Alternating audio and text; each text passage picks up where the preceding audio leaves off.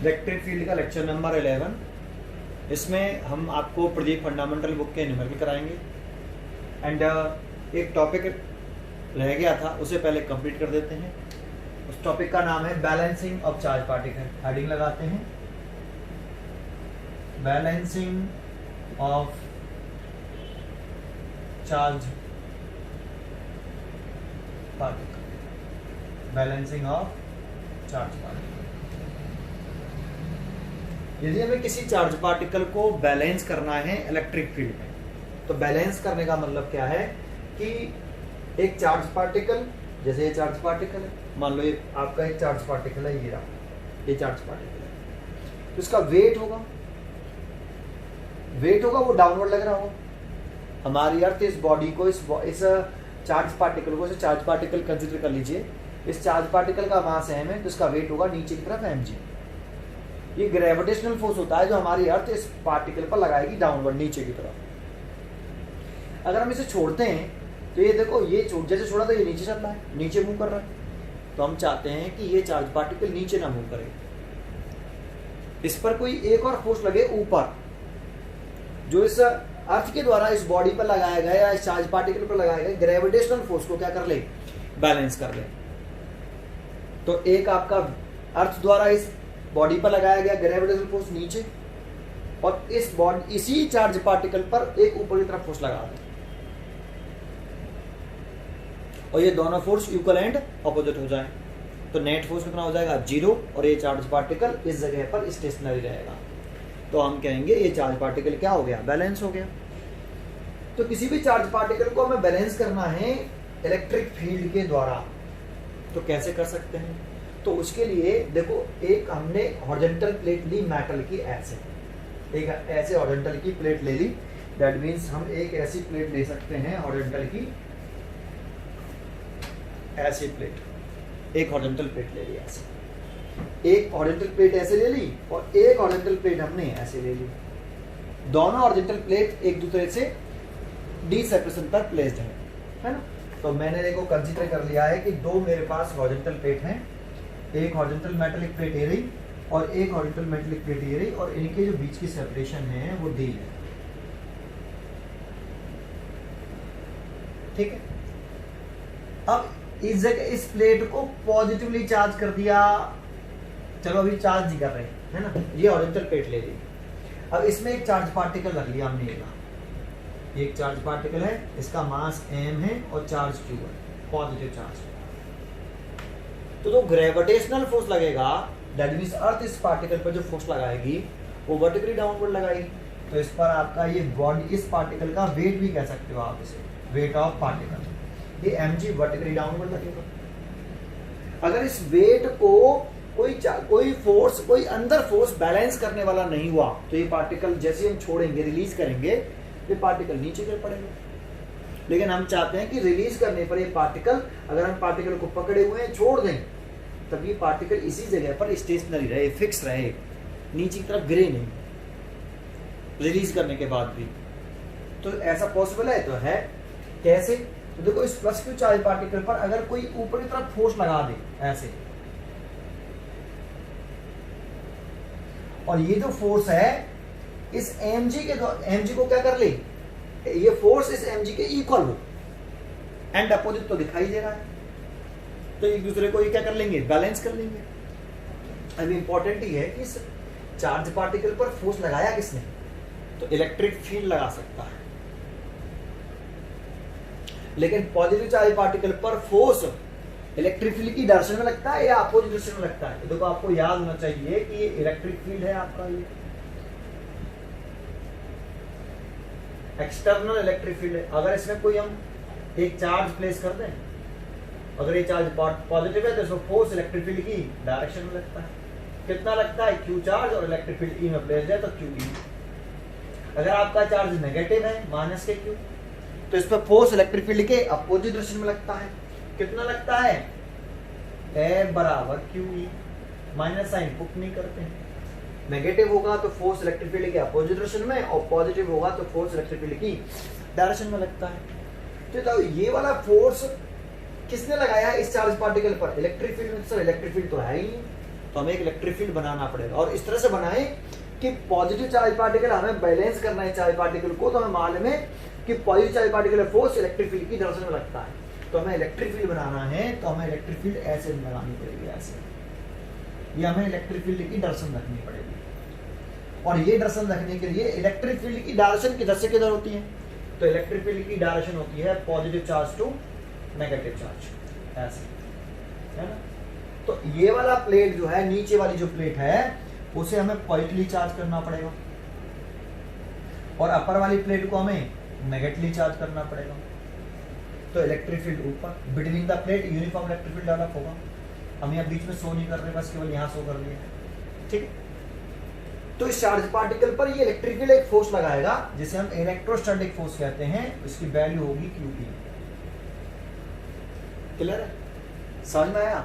तो एक तो पॉजिटिव फॉर, अगर ये चार्ज पार्टिकल ये फोर्स इस mg के इक्वल हो जाए तो ये चार्ज पार्टिकल बैलेंस हो जाएगा।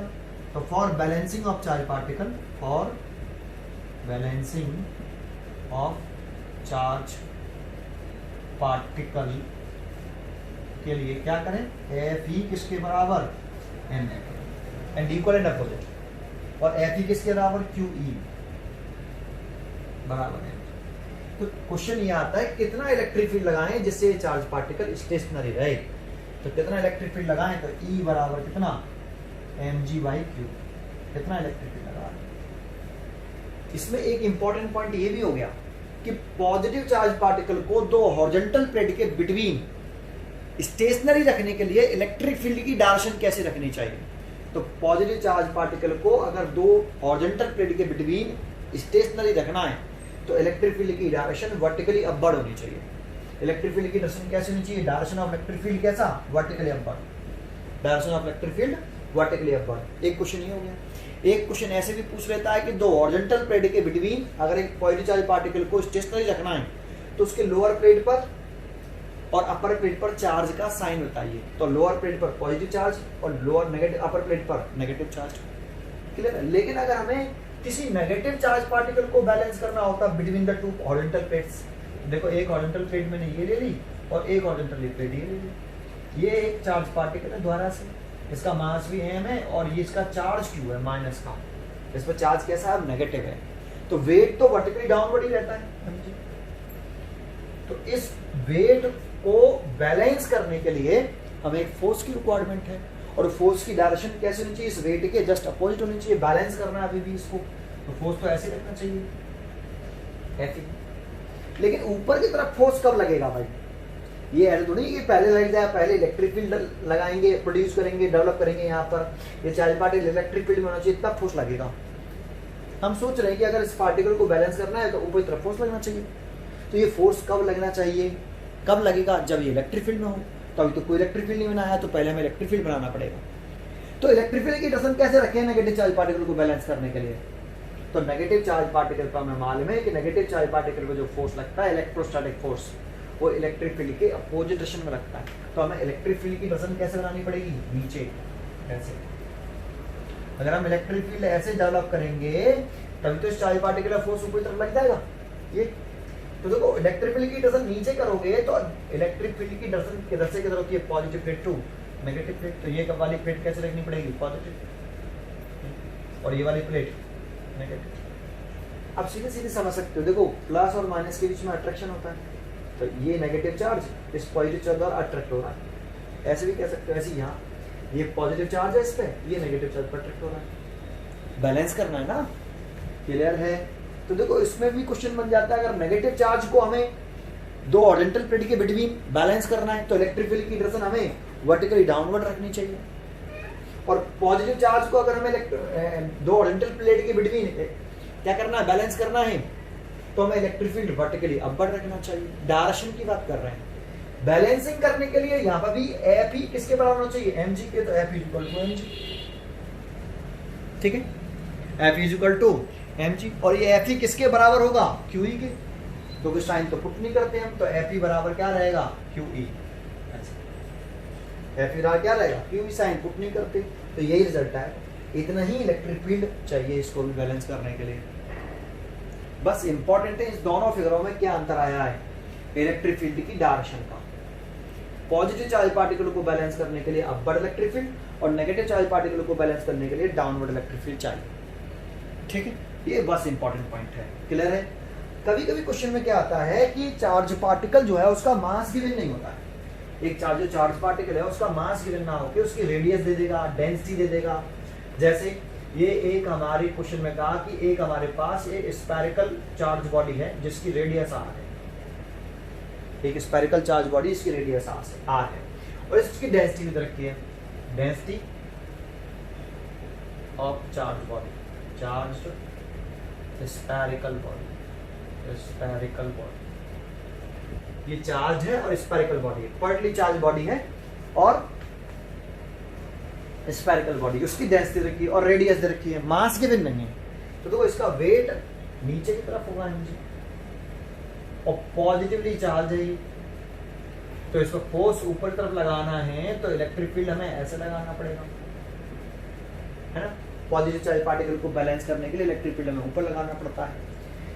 ठीक है, तो ये Fe, तो Fe बराबर QE, इसका मास m पद गिवन नहीं है, लेट कर लेते हैं m है, तो बैलेंस करने के लिए तो F बराबर क्या चाहिए, Fe बराबर क्या चाहिए mg, एक दोनों इक्वल होने चाहिए और अपोजिट होने चाहिए, और Fe बराबर कितना होगा QE is equal to mg, तो E is equal to mg over q, लेकिन m गिवन नहीं है। जब m गिवन ना हो उसकी जगह पर रेडियस और डेंसिटी गिवन हो तो डेंसिटी का फॉर्मूला आना चाहिए, डेंसिटी इज इक्वल टू क्या, मास अपॉन वॉल्यूम। और बॉडी कैसे शेप की है, चार्ज बॉडी कैसे शेप की, स्फेरिकल शेप की, तो उसका वॉल्यूम कितना होता है, यहाँ पर वॉल्यूम होता है charge upon volume, density of charge spherical body, density is equal to mass upon volume, तो मास तो बॉडी का स्फेरिकल बॉडी का m हो गया, और वॉल्यूम देखें तो वॉल्यूम कितना है 4/3 पाई आर क्यू, तो इसका वॉल्यूम लिख देते हैं हम यहाँ 4/3 पाई आर। यहां से अगर हम मास निकाल लें तो 4/3 पाई आर क्यू इंटू रो, देखो मास हो गया। अगर आप यहाँ पर पुट कर दोगे तो इलेक्ट्रिक फील्ड की वैल्यू आ जाएगी 4/3 पाई आर क्यू, रो मास की जगह पर जी है ये आपका बटे ये चार्ज। कितना इलेक्ट्रिक फील्ड लगाना पड़ेगा between the two horizontal plate इस स्फेरिकल बॉडी को बैलेंस करने के लिए, इस स्फेरिकल बॉडी को बैलेंस करने के लिए। तो एक क्वेश्चन ऐसे भी आता है, समझ में आया? इसके ऊपर न्यूमेरिकल कैसे आता है वो दिखा देता हूँ। ये आर्टिकल कंप्लीट हो गया। ठीक है, इसमें एक पॉइंट और है, एक पॉइंट और है वो और बोल देता हूँ। देखो ये पॉइंट इलेक्ट्रिक पोटेंशियल से कनेक्टेड है, जब हम इलेक्ट्रिक पोटेंशियल में पढ़ेंगे तब इस फॉर्मूले को पढ़ेंगे, अभी डायरेक्टली बता देता हूँ। देखो ये प्लेट है आपकी, इस प्लेट को एक बैटरी या सेल से कनेक्ट कर देते हैं, नेगेटिव टर्मिनल, नेगेटिव से कनेक्ट किया क्योंकि तो ये नेगेटिव प्लेट है आपकी, और ये वाली प्लेट पॉजिटिव है इसलिए इसे पॉजिटिव टर्मिनल से कनेक्ट कर देते हैं हम, सेल के, है ना। इस सेल के हम एक पॉजिटिव टर्मिनल से कनेक्ट कर देते हैं। ठीक है, अच्छा इस पॉइंट को हम ए पॉइंट या बी पॉइंट डाल लेते हैं, बी पॉइंट डाल लिया और ये पॉइंट ए डाल लिया। देखो ये प्लेट पर कैसा चार्ज है, नेगेटिव चार्ज है, और ये नेगेटिव प्लेट से कनेक्टेड है। देखो नेगेटिव चार्ज होता है तो पोटेंशियल भी नेगेटिव होता है, ये हम पीछे वैसे कूलम्स लॉ में बताया है मैंने। अगर नेगेटिव चार्ज तो इलेक्ट्रिक पोटेंशियल भी नेगेटिव, पॉजिटिव चार्ज तो इलेक्ट्रिक पोटेंशियल भी पॉजिटिव, है ना। इलेक्ट्रिक पोटेंशियल किसी एक पॉइंट का होता है, जैसे बी पॉइंट का इलेक्ट्रिक पोटेंशियल मैंने लेट कर लिया वी बी, इसका नाम है electric potential at point A, sorry B, ऐसी वी ए का नाम भी होगा, वी ए का नाम मैंने यहां लिख दिया, ये भी इलेक्ट्रिक पोटेंशियल है, electric potential of point at point A, at point A. देखो ये प्लेट का पोटेंशियल भी इस ए पॉइंट के पोटेंशियल के बराबर होगा, जैसे ए पॉइंट आप यहां मान लो, यहां ये प्लेट किससे कनेक्टेड है, पॉइंट ए से, और ये बी पॉइंट, ये वाली प्लेट किससे कनेक्टेड है, पॉइंट बी से। तो इस प्लेट का पोटेंशियल बी पॉइंट के पोटेंशियल के बराबर, इस प्लेट का पोटेंशियल ए पॉइंट के पोटेंशियल के बराबर। तो देखो इन दोनों के पोटेंशियल में डिफरेंस है क्या, नहीं, किसका पोटेंशियल ज्यादा है, ए का ज्यादा है बी का कम, ऐसे। ए हाई पोटेंशियल पर है, बी लो पोटेंशियल पर है। हमने इलेक्ट्रिक फील्ड की डायरेक्शन भी तो बताई है, positive charge to negative charge भी बोल सकते हैं, इलेक्ट्रिक फील्ड की direction high potential to low potential भी बोल सकते हैं। ठीक है, अच्छा, तो ए का ज्यादा है, बी का कम है। तो देखो इन दोनों पोटेंशियल में डिफरेंस है। तो देखो इस जगह पर जो हम लिखते हैं वी, ये होता है पोटेंशियल डिफरेंस। इसका नाम क्या है? Potential difference. इसका नेम है पोटेंशियल डिफरेंस। देखो इसको मैं मिटा देता हूँ, बस ये वाला पॉइंट समझाता हूँ। इसका नेम है पोटेंशियल डिफरेंस अक्रॉस या between the plates. Between the plates कह सकते हो, या फिर इसका दूसरा नाम कह सकते हो potential difference between points A and B. Potential difference है दो पॉइंटों के बिटवीन पोटेंशियल में डिफरेंस। से हम लिख सकते हैं VA minus VB। Name important होता है, सिंबल पे मत जाना, ए से V लिख रखा है, जैसे लेट किया हमने potential difference between 2 points A and B.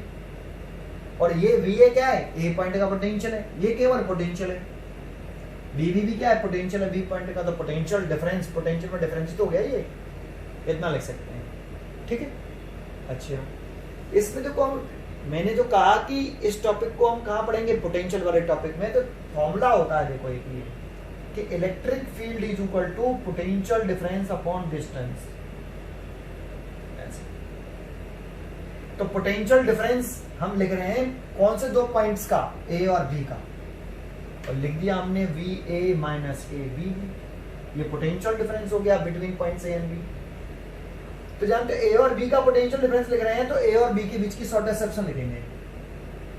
ए और बी के बीच की शॉर्टेस्ट सेक्शन कितनी है? डी। तो डिस्टेंस डी। आप चाहो तो इसको ऐसे भी लिख सकते हो कि पोटेंशियल डिफरेंस VA माइनस के VB किसको कहा हमने? V के। तो हम यहाँ पर V भी लिख सकते हैं, V ओवर D। तो E बराबर V ओवर D ऐसे। इसीलिए इस फॉर्मूले में आप चाहो तो E की वैल्यू कितनी पुट कर सकते हो? V over D। तो E is equal to mg/q जो आ रहा है बैलेंसिंग ऑफ चार्ज पार्टिकल में, तो आप यहाँ पे V अपॉन D भी लिख सकते हो इलेक्ट्रिक फील्ड की जगह पर। और E V का नाम क्या? Potential difference between the plates कह सकते हो, potential difference between points A and B के भी कह सकते हो। तो ऐसे ही आप इस फॉर्मूले को यूज कर सकते हो, mg/q ऐसे। ठीक है, अगर आपको रिक्वायरमेंट हो इसकी तो आप ऐसे कर सकते हो। क्लियर है? ये पॉइंट में आपको ये फॉर्मूला कैसे आया, electric field is equal to potential difference upon distance वाला, ये हम इलेक्ट्रिक पोटेंशियल जब रीड करेंगे तो आपके सामने वो काफी वेरी मोस्ट इंपॉर्टेंट फॉर्मूला है। जब कैपेसिटेंस पढ़ेंगे तो आगे बहुत यूज होने वाला है। सेकेंड यूनिट में करंट इलेक्ट्रिसिटी पढ़ेंगे तब भी यूज होगा ये वाला formula, very most important formula. ठीक है, आगे बताता हूँ उसके बारे में। क्लियर है? ठीक है, ये टॉपिक कंप्लीट हो गया। अब हम लेते हैं प्रदीप फंडामेंटल प्रॉब्लम बुक की प्रॉब्लम लेते हैं। ठीक है, देखते हैं पहली प्रॉब्लम। देखो मैंने क्वेश्चन लिखा है इसी टॉपिक के ऊपर, बैलेंसिंग ऑफ चार्ज पार्टिकल के ऊपर। Find the magnitude and direction of electric field that will balance an alpha particle mass and charge of a proton का दे रखा है। और यहाँ पे कौन सा पार्टिकल है हमारे पास? किसको बैलेंस करना है? अल्फा पार्टिकल को। ठीक है, मास दे रखा है प्रोटॉन का और चार्ज दे रखा है प्रोटॉन का। ठीक है, तो अल्फा पार्टिकल कैसा चार्ज पार्टिकल है? जो अल्फा पार्टिकल है इस पे चार्ज कितना होता है? Charge on alpha particle, charge on alpha particle. Alpha particle जो होता है वो हीलियम का एक न्यूक्लियस होता है, इसका ये बना सकते हो, लिख सकते हो ऐसे। तो देखो यहाँ 2 लिख रहा है, तो इस पे चार्ज है प्लस का 2e, charge on alpha particle plus के 2e, पॉजिटिव चार्ज है इस पर। 2 इंटू ई की वैल्यू 1.6 10 की पावर माइनस के 90 प्रोटॉन का चार्ज। तो 3.2 पॉजिटिव चार्ज हो गया, पॉजिटिव चार्ज 3.2 10 की पावर माइनस के 90 का। And mass of alpha particle, mass of alpha particle ये टेबल के बारे में, ये वाला पॉइंट जो बता रहा हूँ ये कूलॉम्स लॉ में मैंने फर्स्ट वीडियो में बताया है कि कैसे हम चार्ज निकालते हैं, कैसे मास निकालते हैं। तो मास ऑफ अल्फा पार्टिकल लिखें तो ये दिख रहा है, ये मास नंबर बोलते हैं इसे। तो 4 इंटू मास ऑफ प्रोटॉन, इसीलिए यहाँ पर प्रोटॉन का मास दे रखा है हमें। तो 4 प्रोटॉन का मास 1.67 10 की पावर माइनस के 27 kg। ठीक है, अब इस अल्फा पार्टिकल को हमें बैलेंस करना है। तो अल्फा पार्टिकल है कैसा? देखो ये अल्फा पार्टिकल है आपका, ये चार्ज है इस पर क्यू अल्फा, पॉजिटिव चार्ज है, तो इसका वेट होगा नीचे की तरफ M alpha into G. M into G होता है ना, mass of alpha particle M alpha माना है। अरे वेट कितना लिखते हैं हम, एम जी, और अल्फा पार्टिकल का मास हम लिख रहे हैं, इसीलिए क्या लिख रहे हैं, एम अल्फा जी। ये वेट हो गया नीचे की तरफ। इसको बैलेंस करने के लिए हमें ऊपर की तरफ फोर्स लगाना पड़ेगा ऐसे, लेकिन इस चार्ज पार्टिकल पर ऊपरी तरफ फोर्स लगाएगा कौन, इलेक्ट्रिक फील्ड लगाएगा। तो इलेक्ट्रिक फील्ड की इंटरसेप्शन कैसे होगी, अभी मैंने पीछे बताया था कि पॉजिटिव चार्ज पार्टिकल में फोर्स लगता है वो इलेक्ट्रिक फील्ड के पॉजिटिव चार्ज पार्टिकल में जो फोर्स लगता है वो इलेक्ट्रिक फील्ड की डायरेक्शन में लगता है। तो फोर्स तो हमें ऊपर ही लगाना है बैलेंस करने के लिए, तो हमें इलेक्ट्रिक फील्ड की डायरेक्शन भी कैसे रखनी पड़ेगी, ऊपर की तरफ ही रखनी पड़ेगी ऐसे। तो एक आंसर तो ये आ गया, डायरेक्शन कह रहे हैं ना, डायरेक्शन, तो वर्टिकली अपवर्ड होनी चाहिए इलेक्ट्रिक फील्ड की डायरेक्शन, वर्टिकली अपवर्ड। अगर हमें इस पॉजिटिव चार्ज पार्टिकल को बैलेंस करना है तो वर्टिकली अपवर्ड रखेंगे डायरेक्शन। कितना इलेक्ट्रिक फील्ड लगाना पड़ेगा, तो हम for balancing of alpha, balancing of alpha particle, for balancing equation कैसे, फॉर बैलेंसिंग एफ ई बराबर किसके, एम जी, एम और जी, तो एम अल्फा इंटू जी, और चार्ज कितना, Q alpha into E, Q E होता है, तो चार्ज कितना माना है, Q alpha is equal to M alpha into G. क्या चाहिए हमें, इलेक्ट्रिक फील्ड की वैल्यू, तो इलेक्ट्रिक फील्ड की वैल्यू कितनी हो गई, is equal to M alpha into G divided by Q alpha, और एम अल्फा की वैल्यू कितनी है आपकी 4, ये वाली वैल्यू कितनी है, मल्टीप्लाइड बाई 1.67 10 की पावर माइनस के 27, जी की value 9.8 divided by Q alpha की वैल्यू ये 3.2 10 की पावर माइनस के 90। इसे आप सॉल्व कर लेना, इसे सॉल्व करके वैल्यू आ रही है 2 इंटू 10 की पावर माइनस के 7 न्यूटन पर कूलम। इसे सॉल्व करने में जो वैल्यू आ रही है आपकी 2 इंटू 10 की पावर माइनस के 7 न्यूटन पर कूलम। इलेक्ट्रिक फील्ड की डायरेक्शन के बारे में, ये तो मैग्नीट्यूड हो गया, मैग्नीट्यूड पूछ रहा था, डायरेक्शन पूछ रहा है, तो वर्टिकली अपवर्ड, ऐसे ही वर्टिकली अपवर्ड। अपवर्ड क्यों रखी समझ में आया, क्योंकि पॉजिटिव चार्ज पार्टिकल पर जो इलेक्ट्रोस्टैटिक फोर्स लगता है वो इलेक्ट्रिक फील्ड की डायरेक्शन में लगता है। इस mg को बैलेंस करना है तो फोर्स ऊपर चाहिए, और फोर्स ऊपर तभी लगेगा जब इलेक्ट्रिक फील्ड की डायरेक्शन भी कैसे होगी, ऊपर की तरफ होगी, क्योंकि positive charge particle force electric field की डायरेक्शन में लगता है, तभी तो बैलेंस कर पाएंगे, एक दूसरे को इक्वल एंड अपोजिट होंगे तो एक दूसरे को बैलेंस कर लेंगे। तो यहाँ पर इक्वल दिखा दिए, वहां पर अपोजिट दिखा दिए, समझ में आ गया। ये क्वेश्चन कंप्लीट हो गया। एक और क्वेश्चन लिख लिया, देखो ये प्रदीप अंडामंडर का क्वेश्चन नंबर 2 है। A water droplet of radius 1 micrometer, 1 micron, देखो 1 माइक्रोन लिख लो या 1 माइक्रोमीटर लिख लो, एक ही बात है, ठीक है। तो क्वेश्चन में देखो सोल्यूशन कर रहे हैं, रेडियस दे रखी है किसकी, वाटर ड्रॉपलेट की, रेडियस ऑफ वाटर ड्रॉपलेट, लिख लेते हैं हम radius of water droplet R is equal to 1 micron, मतलब 1 माइक्रोमीटर। एक माइक्रो में 10 की पावर माइनस के 6 मीटर होते हैं, माइक्रोमीटर इज इक्वल टू 10 की पावर माइनस के 6 मीटर होता है, ये बात मालूम होनी चाहिए। एक माइक्रोमीटर 10 की पावर माइनस के 6 मीटर, एक नैनोमीटर 10 की पावर माइनस के 9 मीटर, एक एंगस्ट्रॉम 10 की पावर माइनस के 10 मीटर, एक पिकोमीटर 10 की पावर माइनस के 12 मीटर। ये सबसे ज़्यादा यूज होने वाले पॉइंट है, ये चेंज कर लेने चाहिए हमें, ऐसा चेंज कर लिया। फिर कह रहा है कि oil drop apparatus in first held stationary under the influence of electric field intensity, तो हमने इलेक्ट्रिक फील्ड इंटेंसिटी रखी है, and electric field intensity that means E की वैल्यू रखी है 5.1 इंटू 10 की पावर 4 न्यूटन पर कूलम। तो क्वेश्चन में डिमांड क्या है समझ में आता है, क्वेश्चन में डिमांड है कि हमारे पास एक ये वाटर की ड्रॉपलेट है, ये वाटर की ड्रॉपलेट है, और इसे हमें स्टेशनरी रखना है, इसे हमें स्टेशनरी रखना है। तो देखो इस वाटर की ड्रॉपलेट का मास हमने लेट कर लिया m, गिवन तो है नहीं है, तो लेट कर लिया m, तो इसका वेट किधर की तरफ होगा, तो वेट तो नीचे की तरफ होगा mg। अब इसको बैलेंस करना है तो इसका फोर्स ऊपर लगाना पड़ेगा, तो हम थोड़ी लगाएंगे, कौन इसे बैलेंस कर रहा है, इलेक्ट्रिक फील्ड कर रहा है। Is first held stationary under the influence of electric field intensity, तो इस इलेक्ट्रिक फील्ड फोर्स लगाएगा। तो चाहे कोई भी लगाए, फोर्स बैलेंस करना है तो ऊपर की तरफ ही लगाना पड़ेगा। लगाए इलेक्ट्रिक फील्ड रहा है तो इस पर अगर चार्ज क्यू है तो कितना फोर्स लगेगा, क्यू ई, है ना। लेकिन आगे बढ़ रहे हैं, how many excess electron does it carry. तो इलेक्ट्रॉन ज्यादा है, क्या पूछ रहा है, एन पूछ रहा है कि ये वाटर की ड्रॉपलेट है, इस पर कितने नंबर ऑफ इलेक्ट्रॉन ज्यादा हैं। तो ज्यादा है तो कैसा चार्ज आएगा, इस पर नेगेटिव चार्ज आएगा भाई। कितने इलेक्ट्रॉन ज्यादा है तो देखो नेगेटिव चार्ज के लिए फॉर्मूला रखते हैं माइनस के एन ही ऐसे। तो एन नंबर ऑफ इलेक्ट्रॉन जो ज्यादा है, तो एन की वैल्यू पूछ रहा है हमसे आपको। नेगेटिव चार्ज क्यों रखा समझ में आ रहा है, जो अनचार्ज बॉडी होती है उसमें जितना पॉजिटिव चार्ज होता है उतना ही नेगेटिव चार्ज होता है, टोटल चार्ज 0 होता है। अगर उस बॉडी को आप और इलेक्ट्रॉन दोगे तभी तो इलेक्ट्रॉनों की एक्सेस होगी, और इलेक्ट्रॉनों की एक्सेस होगी तो दोगे, इलेक्ट्रॉन दोगे, आप इलेक्ट्रॉन दे रहे हो उसको, तभी इलेक्ट्रॉनों की एक्सेस हो सकती है, और दोगे तो नेगेटिव चार्ज आएगा। तो कितने इलेक्ट्रॉन दोगे ये पूछ रहा है, how many excess electron it does carry.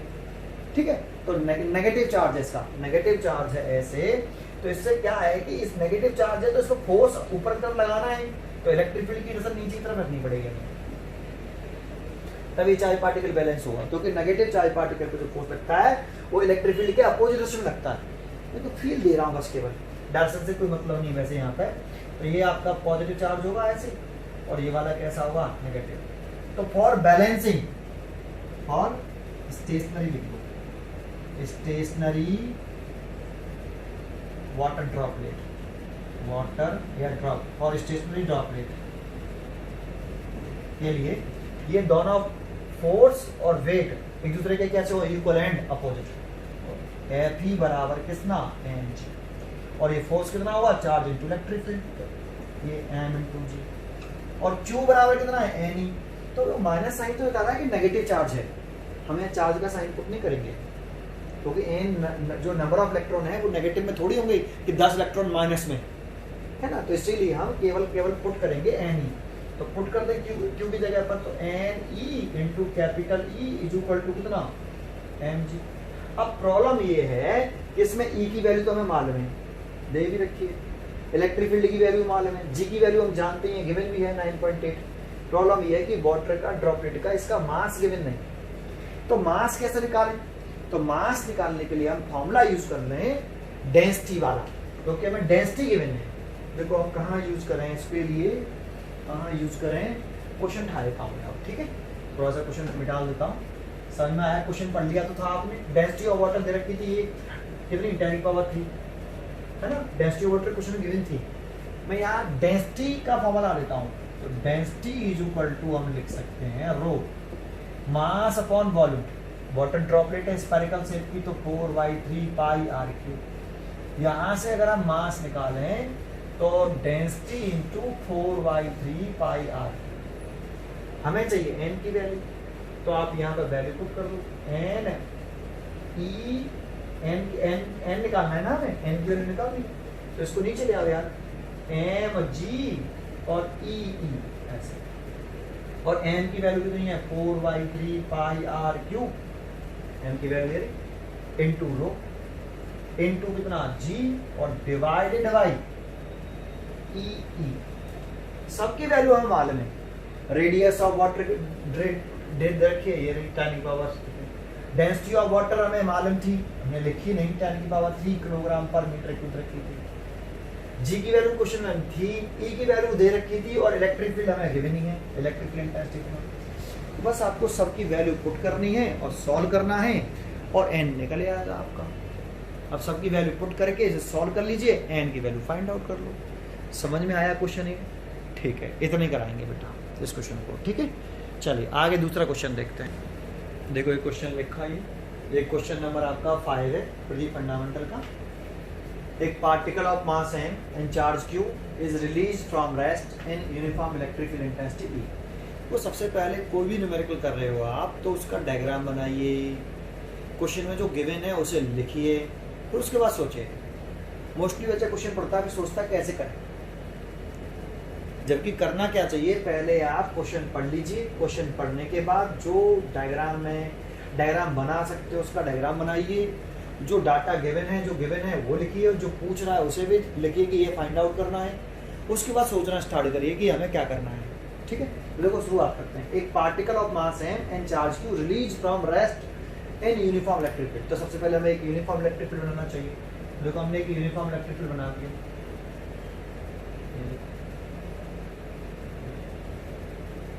ये एक यूनिफॉर्म इलेक्ट्रिक फील्ड है ना। और एक पार्टिकल जिसका मास m है और चार्ज q है, रेस्ट में रिलीज कर दिया, मतलब यहाँ पे एक चार्ज पार्टिकल q रेस्ट में छोड़ दिया यहाँ पे ऐसे यूनिफॉर्म इलेक्ट्रिक फील्ड में। Calculate the kinetic energy it's attain after moving a distance x between the plates. तो ये मूव क्यों करेगा, रेस्ट में छोड़ा है तो फिर मूव क्यों करेगा, इंपॉर्टेंट ये है। तो इनिशियल वेलोसिटी तो इसकी 0 है और रेस्ट में छोड़ देंगे तो ये मूव क्यों करेगा भाई। रिलीज भी कह रहा है, रिलीज फ्रॉम रेस्ट, तो छोड़ा है लेकिन रेस्ट में रख दिया ऐसे। तो जानते हो जब कोई चार्ज पार्टिकल किसी दूसरे चार्ज के इलेक्ट्रिक फील्ड में होता है या एक्सटर्नल इलेक्ट्रिक फील्ड में होता है तो वो फोर्स एक्सपीरियंस करता है। तो ये क्यू चार्ज इस इलेक्ट्रिक फील्ड में, एक्सटर्नल इलेक्ट्रिक फील्ड में, तो ये फोर्स एक्सपीरियंस करेगा। और जब ये फोर्स एक्सपीरियंस करेगा तो इस पर फोर्स किधर लगेगा, इलेक्ट्रिक फील्ड की डायरेक्शन में ऐसे, है ना। यहाँ पे हम ग्रेविटेशनल फोर्स को इंक्लूड नहीं कर रहे हैं, ठीक है, ये ध्यान रखना, इग्नोर कर रहे हैं उसको। ठीक है, जब क्वेश्चन में जानकारी ना हो ग्रेविटेशनल फोर्स की तो इग्नोर ही कर देते हैं उसको। ठीक, अच्छा अब इस फोर्स लग रहा है ये, तो ये मूव भी करेगा ऐसे। और मान लो कि ये कितनी डिस्टेंस चला, ए से बी पर पहुंच गया, बोल भी जाएगी। Calculate the kinetic energy it attain after moving a distance x between the plates, है ना। तो बिटवीन द प्लेट्स कह रहा है, तो प्लेट कहाँ है सर इसमें, तो प्लेट बना दो यार, एक प्लेट ये रही और एक प्लेट ये रही। इस पर कैसा चार्ज है, पॉजिटिव चार्ज है, और इस पर कैसा चार्ज है, नेगेटिव चार्ज है ऐसे। और जब इस पर पॉजिटिव चार्ज हो, इस पर नेगेटिव चार्ज हो, तो इलेक्ट्रिक फील्ड की direction positive charge to negative charge होती है ऐसे, है ना। ठीक है, अब ये कितनी डिस्टेंस चला, x डिस्टेंस चला a से b, तो कितनी वेलोसिटी चल रहा है, तो मोशन में आ गया, तो मान लो कितनी वेलोसिटी प्राप्त कर ली उसने, v, ये v वेलोसिटी हो गई, b पॉइंट पे पहुंचा तो b वेलोसिटी हो गई। जब उसने कितनी डिस्टेंस ट्रेवल कर ली, x, यहाँ से यहाँ तक कितनी डिस्टेंस ट्रेवल करी, x, तो उसकी वेलोसिटी कितनी हो गई आफ्टर डिस्टेंस x ट्रेवल करने के बाद, v वेलोसिटी कंसीडर लेट कर ली। अगर इस वेलोसिटी को निकाल लें तो काइनेटिक एनर्जी निकल आएगी। सर वेलोसिटी कैसे निकालें, तो पहले लिखे हैं हम सॉल्यूशन। इलेक्ट्रिक फोर्स ऑन, ये नेट फोर्स भी कह सकते हो आप, net electric force on charge Q, charge Q, तो कितना फोर्स लग रहा है भाई, क्यू ई, चार्ज और इलेक्ट्रिक फील्ड। और नेट फोर्स है ये, तो इसे लिख सकते हैं मास इनटू एक्सेलरेशन के बराबर, ये क्यू ई। एक्सेलरेशन कितना आया, क्यू ई ओवर एम, तभी तो इसकी वेलोसिटी बढ़ गई 0 से b, वेलोसिटी बढ़ रही है, दैट मींस एक्सेलरेशन है। कितना एक्सेलरेशन है, क्यू ई ओवर एम।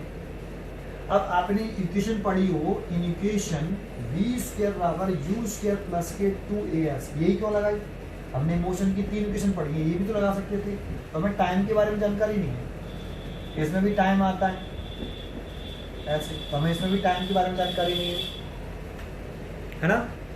दोनों में हमें टाइम के बारे में जानकारी नहीं, इसलिए हम इक्वेशन यूज नहीं कर रहे हैं। डिस्टेंस के बारे में जानकारी है, डिस्प्लेसमेंट, ए से बी गया तो कितना डिस्टेंस कवर करा उसने, x, तो फाइनल वेलोसिटी v, तो v स्क्वायर, इनिशियल वेलोसिटी 0, तो 0 का स्क्वायर प्लस 2, a की value q e over m, और डिस्टेंस कितना ट्रेवल किया, x। तो यहाँ से हम वेलोसिटी निकाल सकते हैं रूल के अंदर 2qe over m into x. इतनी उसकी वेलोसिटी उसने अटेन कर ली आफ्टर कितनी डिस्टेंस कवर करने के बाद, x डिस्टेंस कवर करने के बाद। ठीक है, तो पूछा काइनेटिक एनर्जी कितनी होगी इस पार्टिकल की, तो that is kinetic energy of a particle. तो काइनेटिक एनर्जी का आपको फॉर्मूला मालूम होगा, हाफ mv स्क्वायर, तो हाफ m और v की वैल्यू पुट कर दो, ये तो इसका स्क्वायर करेंगे तो रूट हट जाएगा ना, तो रूट हटा दिया, 2qe over m multiplied by x। देखो 2 से तो 2 कट गया और m से m कट गया, कितना आ गया, qex। इतनी काइनेटिक एनर्जी वो x डिस्टेंस कवर करने पर अटेन कर लेगा, qex। ये क्वेश्चन हो गया सॉल्व, समझ में आया आपको ये, ठीक है। अगला क्वेश्चन देखते हैं, ये क्वेश्चन समझ में आ गया ना, ठीक है, बहुत इजी क्वेश्चन है, कुछ नहीं है। देखो ये क्वेश्चन लिखा है, क्वेश्चन नंबर 9 है आपका। The electric field lines on the left have twice the separation of those on the right.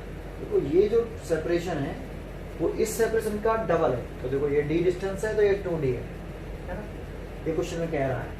फिर कह रहा है if the magnitude of electric field eight point ए इतना, तो गिवन क्या है, ए पॉइंट पर इलेक्ट्रिक फील्ड रखा है 40 न्यूटन पर कूलम। इस पॉइंट पर इलेक्ट्रिक फील्ड की वैल्यू गिवन है कितनी, ये इलेक्ट्रिक फील्ड लाइन है, ये इलेक्ट्रिक फील्ड की इंटरेक्शन दिखा रहा है, ठीक है, 40 न्यूटन पर कूलम। फिर कह रहा है what force act on a proton at A. तो प्रोटॉन यहाँ ए पे रखा है, यहाँ ए पे हमने क्या रख लिया, प्रोटॉन रख लिया, जिस पर चार्ज कितना होता है प्लस का ई प्रोटॉन पर। तो जब चार्ज पार्टिकल इलेक्ट्रिक फील्ड में रखा हुआ तो इसमें फोर्स लगेगा, फोर्स इलेक्ट्रिक फील्ड की इंटरेक्शन में लगेगा, तो ऐसा लगेगा इसका फोर्स, है ना, एफ ए कह दिया, एट पॉइंट ए पे लग रहा है इसलिए एफ ए कह दिया। तो लिखते हैं electric force act on a proton at A, F A is equal to Q E A, और चार्ज ऑन प्रोटॉन कितना है ई स्मॉल ई, तो E इंटू ई ए, और E की वैल्यू हम जानते हैं 1.6 10 की पावर माइनस 19, और इलेक्ट्रिक फील्ड रखा ए पॉइंट पर कितना 40, इसका मल्टीप्लाई करना है इसमें, तो 64 हो गया, इतना आएगा। फिर एक पॉइंट लगाएंगे तो यहाँ पॉइंट आ गया, 10 की पावर कितना माइनस के 19, आप चाहो तो 6.4 10 की पावर माइनस के 18 न्यूटन लिख सकते हो, माइनस का 18 हो गया, पॉइंट इधर कर लिया, तो 6.4 इंटू 10 की पावर माइनस के 18 न्यूटन फोर्स लगेगा। ये पहले वाले पार्ट का आंसर हो गया ए का। सेकंड वाला क्या कह रहा है वो तो देखते हैं, what is the magnitude of the electric field at B. तो देखो इसमें दो पॉइंट हैं, मैंने आपको पीछे एक बात बताया था कि इलेक्ट्रिक फील्ड जितनी दूर होती है इलेक्ट्रिक फील्ड उतना कम होता है, और जितनी इलेक्ट्रिक फील्ड पास होती है वहां इलेक्ट्रिक फील्ड ज्यादा होता है। तो सीधी सी बात है, यहाँ पे इलेक्ट्रिक फील्ड ए पॉइंट पे कैसा हुआ, ज्यादा हुआ, किससे, बी वाली पॉइंट से। जितनी इलेक्ट्रिक फील्ड लाइंस क्लोजर होंगी उतना इलेक्ट्रिक फील्ड स्ट्रॉन्गेस्ट होगा, और जितनी इलेक्ट्रिक फील्ड लाइंस दूर हो जाएंगी उतना इलेक्ट्रिक फील्ड वीक हो जाएगा, है ना। अब यहाँ पे देखो गिवन क्या है, गिवन है हमें separation between electric field lines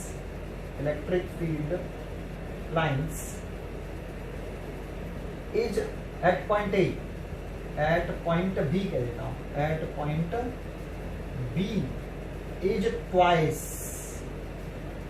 यहाँ पे जो सेपरेशन है ना वो twice है इस वाली सेपरेशन के, twice the separation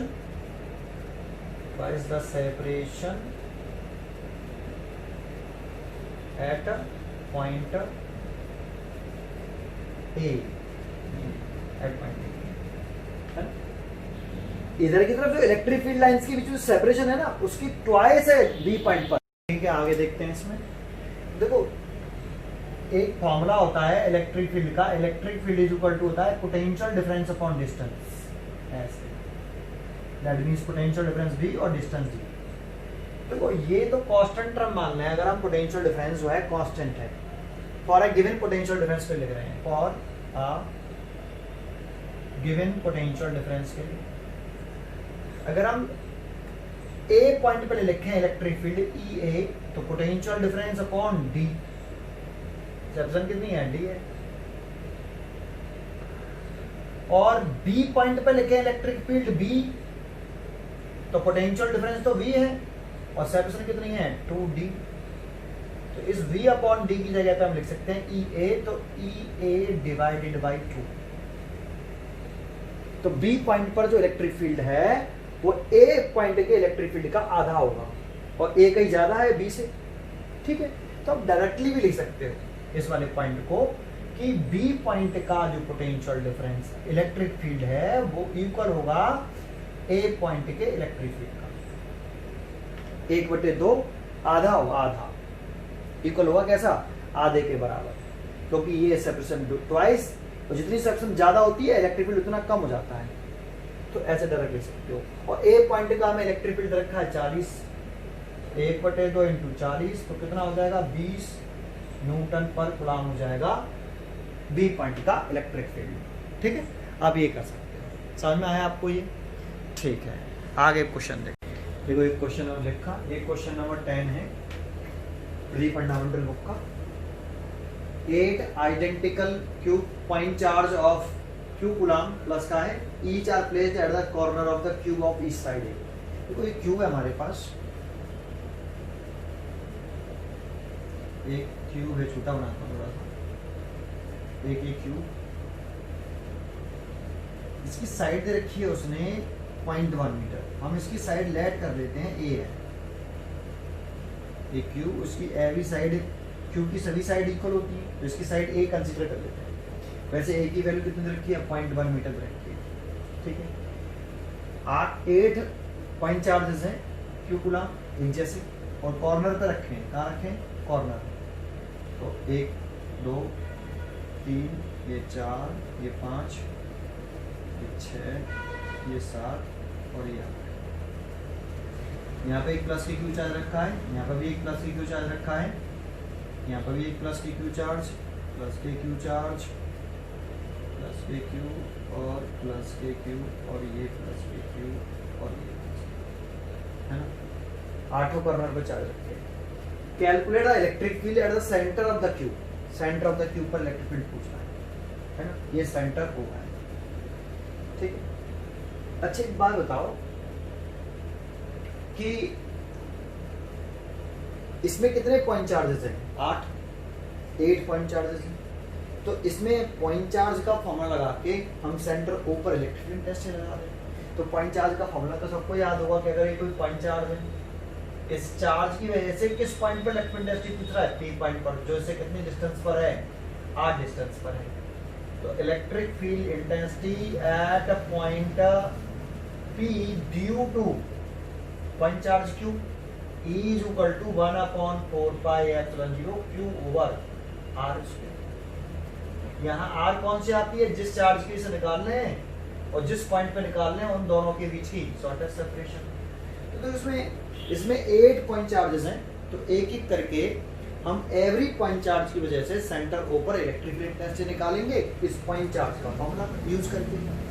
लेकिन इंपॉर्टेंट है कि जब हम इस चार्ज की वजह से जो एक कॉर्नर पर रखा है सेंटर ओ पर इलेक्ट्रिक फील्ड इंटेंसिटी निकालेंगे तो हमें कौन सी distance चाहिएगी?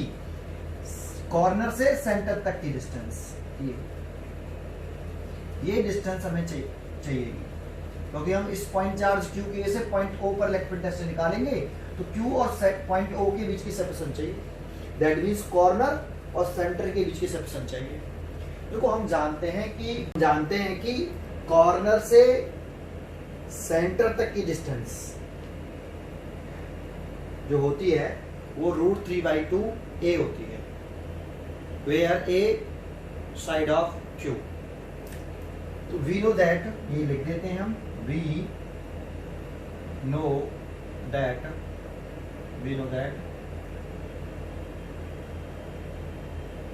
distance between center of cube and one corner, इसे R मान लेते हैं। सेंटर से कॉर्नर क्यूब के कॉर्नर तक की डिस्टेंस, ये कॉर्नर हो गया, ये सेंटर हो गया, ये जो डिस्टेंस है ये हम R माना। तो R इज इक्वल टू कितना होगा? √3/2 इंटू A, वेयर A क्या है? Side of cube. अगर हमें क्यूब की साइड मालूम है A, तो सेंटर से कॉर्नर तक की जो डिस्टेंस होगी वो √3/2 A होगी, ये हम जानते हैं, ठीक है। अब एक बात बताओ, इस चार्ज की वजह से जो कॉर्नर पे एक चार्ज रखा है Q, इस चार्ज की वजह से सेंटर O पर इलेक्ट्रिक फील्ड इंटेंसिटी निकाल सकते हैं ड्यू टू पॉइंट चार्ज का फॉर्मूला लगा के। तो निकाल सकते हैं कैसे? Electric field intensity at a point at centre of cube due to point charge Q is equal to 1/4 pi epsilon naught Q over charge ये कहां रखा है, कॉर्नर पर, और सेंटर ओ पर इलेक्ट्रिक इंटेंसिटी निकालनी है। तो चार्ज सेंटर ओ तक की डिस्टेंस लेते हैं, जो कि हमने आर है वो हमें पता है कितनी है, आर स्क्वायर, और आर की वैल्यू हमने निकाल ली है 1/4 pi epsilon 0 Q over, R की वैल्यू है √3/2 a इसका क्या, होल स्क्वायर, है ना। अच्छा, तो इसमें से किसी भी चार्ज की वजह से जो कॉर्नर पे ये वाला चार्ज या ये वाला कोई सा भी चार्ज है, सेंटर से कॉर्नर तक की जो डिस्टेंस है बाई सिमेट्री इक्वल होगी, और सभी चार्जेस क्यू हैं, तो सभी चार्जेस की वजह से सेंटर पर जो इलेक्ट्रिक इंटेंसिटी आएगी, कोई से भी एक चार्ज की वजह से निकालोगे, कोई से भी एक चार्ज की वजह से निकालोगे तो इलेक्ट्रिक इंटेंसिटी इतनी आएगी। एक पॉइंट, ये बात समझ में आती है पहले आपको, ठीक है। अब देखो यहाँ कितने चार्जेस हैं, 8 चार्जेस हैं, तो हमें इस सेंटर पर इलेक्ट्रिक फील्ड इंटेंसिटी की डायरेक्शन को दिखाना होगा। उसके बाद डिसाइड करेंगे कि नेट इलेक्ट्रिक फील्ड इंटेंसिटी कैसे फाइंड आउट करें। तो इसके लिए देखो मैंने एक ये क्यूबॉइड यहाँ रख लेता हूं ऐसे, देखो इस तरह से, मैंने क्यूबॉइड रख लिया। क्यूब ये क्यूबॉइड शेप का है, लेकिन हमें चाहिए था क्यूब शेप का, हमें तो क्यूब शेप का चाहिए था, तो क्यूब शेप का तो मेरे पास अवेलेबल नहीं है, तो मैंने ये इसी को क्यूब मान लेता हूँ। वैसे तो मेरे को दिख रहा है कि ये वाली साइड जो है, ये वाली जो साइड है ये वाली, या फिर ये वाली जो साइड है ये वाली, ये कम है, और ये वाली साइड जो है ये वाली ये ज्यादा है। लेकिन हम यहाँ पे इसे थोड़ी देर के लिए अगर इस डिब्बे को हम एक क्यूब कंसीडर कर लें, तो क्यूब की सभी साइड इक्वल होती है नहीं, ठीक है। अब हमें इलेक्ट्रिक फील्ड इंटेंसिटी निकालनी है सेंटर पर, और इसके 8 कॉर्नर पर चार्ज प्लेस्ड हैं। एक तो चार्ज इस जगह पर प्लेस्ड है कॉर्नर पर, एक इस नीचे वाले कॉर्नर पर, एक इस वाले कॉर्नर पर, एक इस वाले कॉर्नर, 4 कॉर्नर तो ये हो गई, और 4 कॉर्नर ये हो गई, 1 2 3 एंड 4, तो 8 कॉर्नर देख लेता हूँ। कैमरे में 8 कॉर्नर हमें दिखाई दे रहे हैं, नहीं दिख रहे, थोड़ा सा इस कैमरे को मैं पीछे सरका देता हूँ जिससे हमें 8 कॉर्नर दिखाई दें, ठीक है। अब दिख रहे हैं 8 कॉर्नर, ठीक है। तो हमें 4 कॉर्नर ये समझ में आ गए, 1 2 3 4 5 6 7 8, ठीक है। अब एक बार बताओ, एक एक कॉर्नर की वजह से सेंटर ओ पर इलेक्ट्रिक फील्ड इंटेंसिटी निकालेंगे। तो एक बात तो मालूम ही है कि इलेक्ट्रिक फील्ड इंटेंसिटी की जो डायरेक्शन होती है वो पॉजिटिव चार्ज से अवे होती है और लाइन जॉइनिंग के अलाउ, पॉजिटिव चार्ज से अवे और लाइन जॉइनिंग के अलाउ, ठीक है। और सभी पॉइंट चार्ज की वजह से सेंटर पर इलेक्ट्रिक फील्ड इंटेंसिटी की वैल्यू सेम है, अभी बताई थी। क्यों सेम है, चार्ज सभी सेम है, और सेंटर से कॉर्नर तक की डिस्टेंस भी सभी कॉर्नर से डिस्टेंस सेंटर तक की डिस्टेंस भी सेम है, इसीलिए इलेक्ट्रिक फील्ड इंटेंसिटी मैग्नीट्यूड में सेम होगा। डायरेक्शन के बारे में चेक कर लेते हैं। देखो जरा, ये दिख रहा है आपको ऐसे, इसको मैंने इस अंदर वाले कॉर्नर को इस वाले अंदर वाले कॉर्नर को इस वाले कॉर्नर से मैं मीट करा रहा हूँ, तो एक मैंने इसको इससे जिससे आपको दिखाई दे, देखो मैंने एक ऐसे बना दिया, तो यही तो सेंटर होगा इसका, ये वाला सेंटर होगा इसका क्यूब का, ठीक है। इस जो डायगोनल है आपका इस क्यूब का, ये अपोजिट कॉर्नर मिलाए हैं हमने, तो इसके जो मिड पॉइंट पर होगा वही तो क्यूब का सेंटर होगा, दिख रहा होगा। तो देखो जो चार्ज यहाँ रखा है इस कोने पर, दिखा आपको, इस कॉर्नर पे जो चार्ज रखा है अंदर वाले कॉर्नर पर, उस चार्ज की वजह से इस पॉइंट पर इलेक्ट्रिक फील्ड इंटेंसिटी की डायरेक्शन दिखाएंगे। तो इस कॉर्नर वाले चार्ज से कैसा अवे या टूवर्ड्स, तो अवे, तो इस कॉर्नर के चार्ज से अवे दिखाएंगे, तो ये इलेक्ट्रिक फील्ड इंटेंसिटी की डायरेक्शन ऐसे दिखाएंगे आप, ऐसे देखिए आपको, देखो ये डायरेक्शन दिखाएंगे भाई, ये वाली, मतलब इस कॉर्नर की तरफ, इस चार्ज की वजह से इस पॉइंट पर जब इलेक्ट्रिक फील्ड इंटेंसिटी की डायरेक्शन दिखाएंगे, तो उस कॉर्नर से अवे और पॉजिटिव चार्ज से अवे होता है, लाइन जो निकलो, तो ये जो डायरेक्शन आएगी नीचे की तरफ, इस कॉर्नर की तरफ। और इस कॉर्नर पर तो चार्ज रखा है, इस कॉर्नर पर जो चार्ज रखा है, इसकी वजह से इस पॉइंट पर इलेक्ट्रिक फील्ड इंटेंसिटी की डायरेक्शन निकालेंगे, तो इस चार्ज से अवे आएगा, इस वाले चार्ज से अवे और उस कॉर्नर की तरफ जाएगा। दैट मीन्स ऐसे, ये देखो ऐसे ऐसे ऐसे, थोड़ा सा डार्क कर दूं जिससे वो दिखाई दे आपको, ऐसे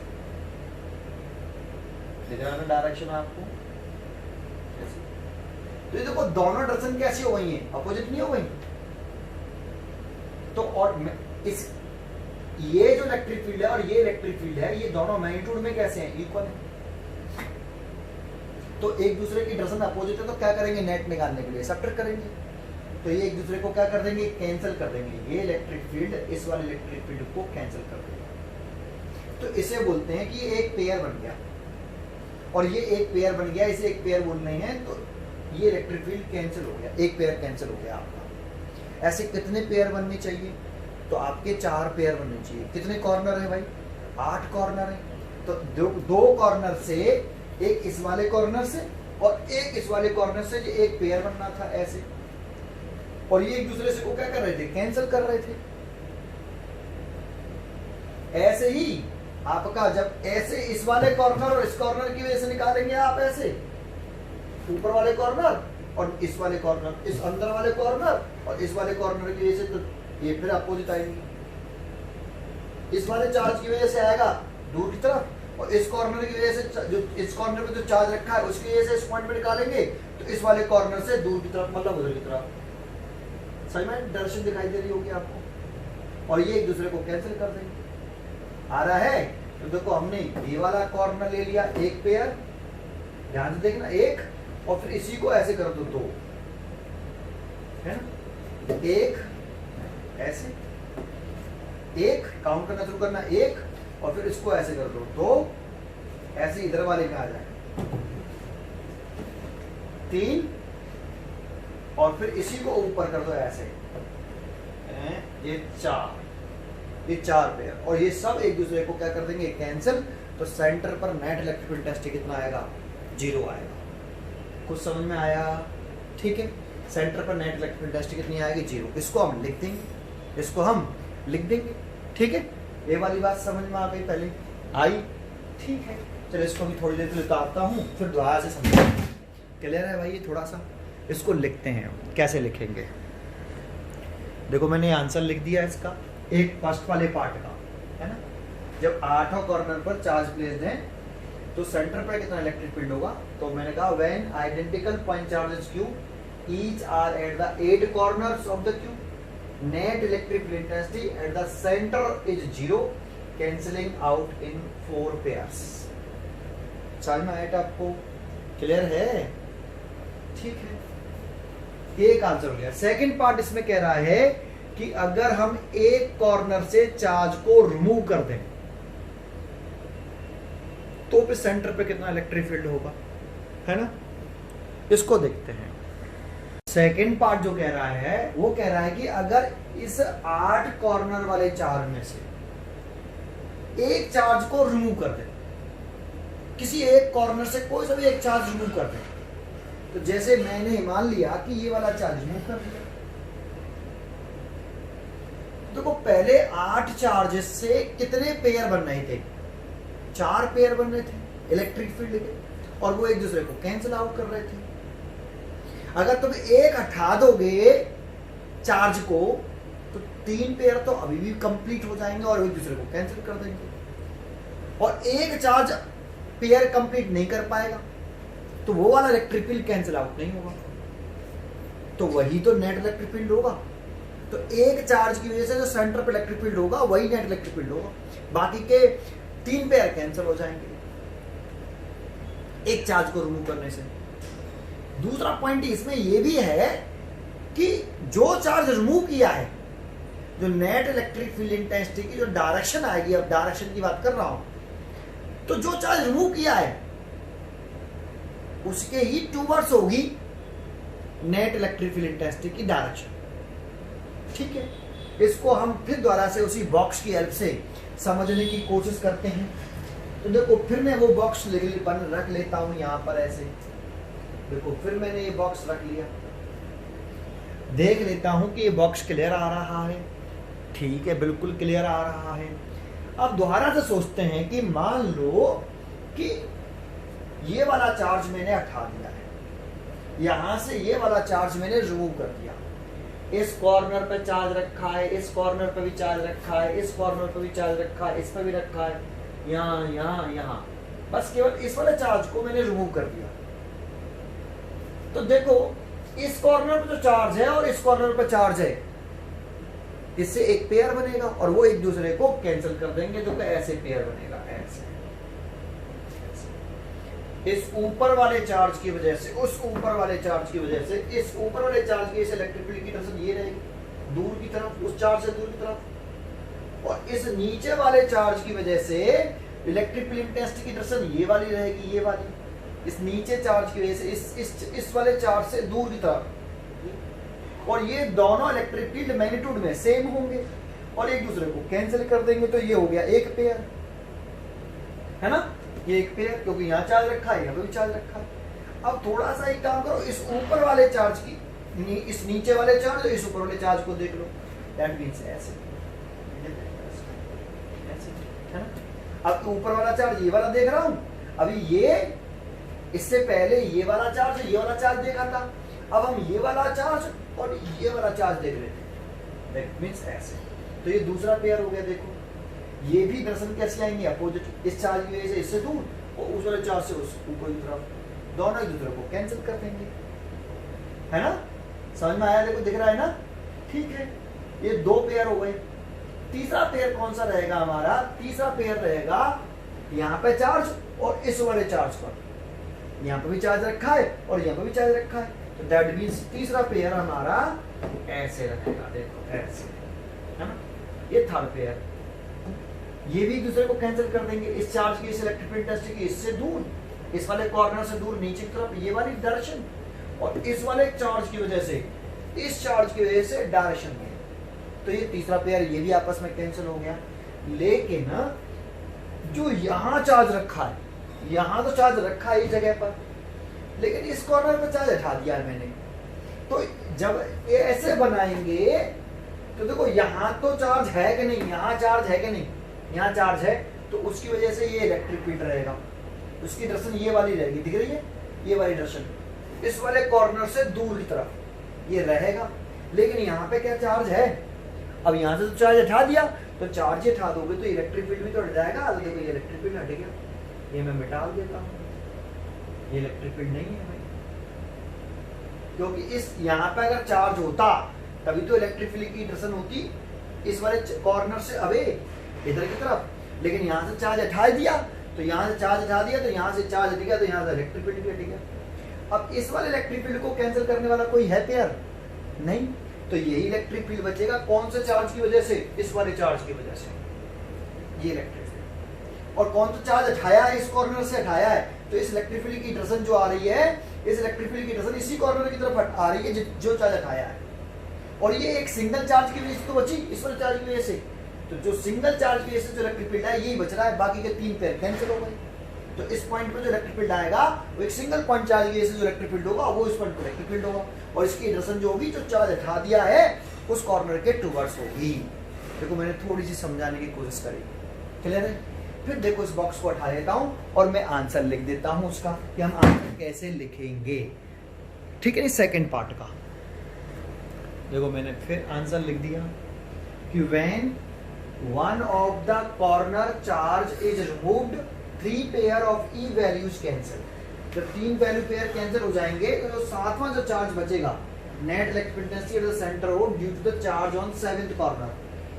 6 पेयर के तो जो 6 कॉर्नर के जो चार्जेस थे वो तो 3 पेयर बना के कैंसिल हो गए, सातवां जो चार्ज बचा उसकी वजह से इलेक्ट्रिक इंटेंसिटी हो गई। और इसकी डायरेक्शन कैसी होगी समझ में आ रहा है? जो चार्ज रिमूव किया है उसी के टुवर्ड्स होगी। अभी मैं लिख दूंगा, पहली बात समझ में आई पहले आपको। अब बस वैल्यू पुट करनी है, सॉल्व कर लेना। तो देखो एक ही वैल्यू हमें दे रखी थी क्वेश्चन में, 0.1 मीटर, 0.1 मीटर, एक ही वैल्यू रखी थी 0.1 मीटर। तो देखो आप एक काम कर सकते हो कि इस डिस्टेंस को निकाल सकते हो यार, पहले यहाँ पे इस डिस्टेंस की वैल्यू कितनी है, या यही सॉल्व कर लो यार। E net is equal to, इसकी वैल्यू तो कितनी हो गई, 9 × 10⁹, चार्ज गिवन नहीं है क्यू, √3/2 का होल स्क्वायर करेंगे तो 2 तो ऊपर पहुंच गया तो 4 हो गया ऊपर, है ना, 2 का स्क्वायर करेंगे तो 4 ऊपर पहुंच गया, ये 3 और a की वैल्यू है 0.1, उसका स्क्वायर करेंगे तो 0.01, है ना, a का 0.1 का होल स्क्वायर करो ना, √3 का स्क्वायर तो 3 हो गया और a का स्क्वायर करेंगे 0.1 का तो 0.01। अब इसे सॉल्व कर लेंगे, है ना, इसे सॉल्व कर लो। तो इसे सॉल्व करने पर देखो वैल्यू आ रही है, मैं डायरेक्ट लिख देता हूँ, आप अपने आप सॉल्व करके देख लेना। 1.2 10⁻12 ऐसे, कहीं गलती तो नहीं करी?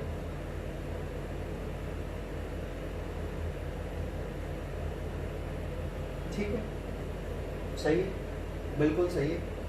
1.2 × 10⁻12 और ये क्यू न्यूटन पर कूलम, इतना नेट इलेक्ट्रिक फील्ड आएगा अगर साथ हम एक चार्ज रिमूव कर रहे हैं। और इसकी डायरेक्शन कैसी होगी समझ में आ रहा है, जो चार्ज रिमूव किया है उसके टूवर्ड्स होगी। ठीक है, ये वाली बात समझ में आ गई। फिर इसमें एक पॉइंट आता है, फिर इसमें एक पॉइंट आ रहा है, वो बता रहा हूँ। देखो इसमें क्वेश्चन में एक पॉइंट बता रहा हूँ कि सर बहुत से बच्चे पूछते हैं सर कॉर्नर से सेंटर तक की जो डिस्टेंस है वो √3/2 a कैसे, सेंटर से कॉर्नर तक की डिस्टेंस √3/2 a कैसे मालूम करी सर आपने? पहले क्वेश्चन तो समझ में आ गया ना, तो देखो इसको भी समझा देता हूँ इस डिब्बे की हेल्प से, है ना। तो देखो मैंने ये डिब्बा द्वारा से यहाँ रख लिया, इसे थोड़ी देर के लिए आप क्यूब मान लेना, क्यूब है नहीं वैसे ये, है ना। तो ये देखो डिब्बा रख लिया, इसकी सभी कॉर्नर मेरे को दिखाई दे रहे हैं, ठीक है। अब जरा ध्यान से सुनना अच्छे तरीके से, देखो इसकी ये सभी साइड, एक ये सभी साइड, ये सारी, ये जितनी भी हैं सब साइड ए है, क्योंकि सभी साइड ए होती है। वैसे तो ये बड़ी दिख रही है और ये छोटी दिख रही है, क्योंकि है ही क्यूबॉइड, तो हम क्यूब मान लेंगे थोड़ी देर के लिए, सभी साइड इक्वल है। तो हम डिस्टेंस कैसे निकालेंगे सेंटर से कॉर्नर तक की, उस पर ध्यान दे रहे हैं। तो एक बात बताओ, ये तक डिस्टेंस दिख रही है आपको, ये वाली मतलब इस नीचे वाले कॉर्नर को इस नीचे वाले कॉर्नर से मिलाने वाली डिस्टेंस ऐसे, और ये डिस्टेंस ये वाली, ये ए साइड है ना इसकी, एक साइड ए हो गई और एक साइड ये हो गई, ये भी ए और ये भी ए, और इस कॉर्नर को यहां से मिलाते हुए हमने क्या बना लिया, नीचे मिला लिया इसको ऐसे, इसी वाले कॉर्नर को इस नीचे वाले कॉर्नर से मिला लिया, तो एक ट्रायंगल बन गया होगा, आपको दिख गया होगा ऐसे। ये थोड़ा सा मैं ऐसे कर देता हूँ, दिख गया ये ट्रायंगल आपको, थोड़ा सा यहाँ से, थोड़ा सा ऐसे है, इसीलिए ऐसे, ठीक है बेटा। तो ये ट्रायंगल बन गया। तो ये साइड कितनी है ट्रायंगल की, सॉरी क्यूब की साइड ए है ना, क्यूब की साइड ए और ये भी ए, तो पाइथागोरस लगा के ये कितनी आएगी, a√2 तो आएगी, जो लिख लीजिए पहले से a√2, पाइथागोरस लगाओगे तो a√2 डिस्टेंस, ये डिस्टेंस निकल आएगी भाई आपकी a√2, इस कॉर्नर से इस कॉर्नर तक की डिस्टेंस a√2, ये सब निकल आएगी। अच्छा, तो अब जरा चेक करके बताओ मेरे को, ये a√2 डिस्टेंस है और ये वाली कितनी है, ये वाली ये भी a है, ये क्यूब की साइड हो गई ना, ये a है और ये a√2 है। तो हम क्या करें, ये मिला लेते हैं ऐसे, ठीक क्या, ये ऐसे। तो आपको फिर ट्रायंगल दिख रहा है एक आपको, सर ट्रायंगल कैसे दिख रहा है, तो एक साइड ट्रायंगल की तो ये वाली हो गई, देखो ये वाली, एक साइड तो ट्रायंगल की ये वाली, जो मैं नया ट्रायंगल बना रहा हूँ, ये वाली साइड है ना, और एक साइड हो गई ये वाली, दो साइड हो गई ट्रायंगल की साइड ना, दूसरी साइड ये हो गई और तीसरी साइड ये हो जाएगी भाई, ये रही ऐसे, ये वाली साइड। तो एक साइड, फिर ये वाली दूसरी साइड और फिर ये वाली तीसरी साइड, ट्रायंगल बन गया आगे। अगर ये डिस्टेंस कितनी है, ये वाली डिस्टेंस कितनी है, जो रेड रॉड दिख रही है, इस रॉड की लंबाई कितनी है रेड वाले की, ये निकाल सकते हैं हम, तो निकाल सकते हैं भाई, ट्रायंगल बन गया तो फिर पाइथागोरस लगा लो। तो इस रेड वाले की लंबाई निकालनी है, तो रेड वाले की लंबाई कैसे निकलेगी, ये डिस्टेंस कितनी है, तो ये हाइपोटेन्यूज यही तो होगा, तो ये a√2 है और ये वाली कितनी है, ये वाली, ये साइड है क्यूब की, ये a है और ये वाली a√2 है और ये आ गया हाइपोटेन्यूज आपका ऐसे। तो इसका स्क्वायर करेंगे तो 2a² और इसका स्क्वायर करेंगे तो a², तो कितने हो गए 3a², और ये हो गया क्या इस ट्राइंगल का हाइपोटेनियस। तो हाइपोटेनियस का स्क्वायर इज इक्वल टू ये राइट वाला जो हो गया ये हाइपोटेनियस हो गया, है ना। तो इसकी वैल्यू निकालें हाइपोटेनियस की, तो हाइपोटेनियस का square is equal to 2a square plus a square 3a square, और उसका रूट ले रहे हैं तो हाइपोटेनियस की वैल्यू कितनी आएगी √3a। 3a स्क्वायर का रूट कितना होगा a√3 तो होगा, तो a√3 हो गया। तो ये वाली डिस्टेंस आ गई भाई, इस रॉड की लंबाई निकल आई a√3, लेकिन हमें इस कॉर्नर से इस वाले कॉर्नर से सेंटर तक की डिस्टेंस चाहिए, और सेंटर इसके मिड पॉइंट पर होगा। यहाँ पे सेंटर इस रॉड के मिड पॉइंट पर होगा, ये वाला सेंटर हो गया। तो इस डिस्टेंस का आधा करना पड़ेगा क्या नहीं, तो √3a का आधा करेंगे तो √3/2a तो हो जाएगा। तो सेंटर से कॉर्नर तक की ये कॉर्नर ये सेंटर ये जो डिस्टेंस आ जाएगी ये वाली, ये इसकी आधी कर दो इस पूरी लंबाई की, तो कितनी आएगी √3/2a।